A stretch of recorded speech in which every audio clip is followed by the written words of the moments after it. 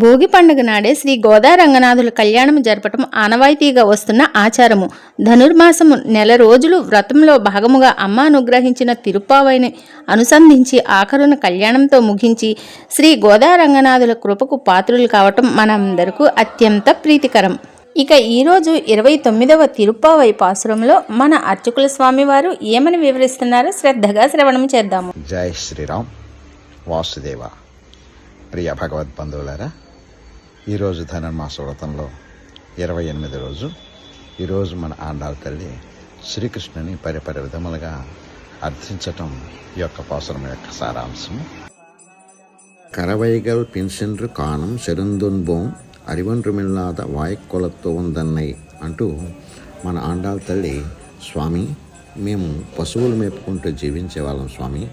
ఏమాత్రం కూడా తెలివిలేని మా గోపకులంలో నీవు జన్మించినందువల్ల మా గోకులం అంతా కూడా మహాపుణ్యప్రదమైందయ్యా. అలాంటి మా గోపిలలో మా పూర్వజన్మ సుకృతం చేత మేము కూడా పుట్టాము. సర్వలక్షణ శోభితుడైన ఓ గోవింద, ఈ గోపాలలో నీతో ఉన్న మా సంబంధం విడదీయలేనిది, విడదీయరానిది. మేము ఏమీ తెలియని అమాయకమైనటువంటి గోపకన్యలం స్వామి. నీ నేస్తాలమైనటువంటి మేము ప్రేమతో అతి చనువుగా నిన్ను ముద్దుగా గోవింద, మాధవ, కేశవ అనే పేర్లతో పిలిచినందుకు అడిగిపోవద్దయ్యా. మాపై దయతో మేము కోరుకునే పర అనేటువంటి వాయిద్యాన్ని మాకు ప్రసాదించి మా నోమును సంపూర్ణం కావించు తండ్రి అని చెప్పి గోదమ్మ తల్లి విన్నవించుకుంటోంది శ్రీకృష్ణుడితోటి. జై శ్రీరామ్. వాసుదేవ.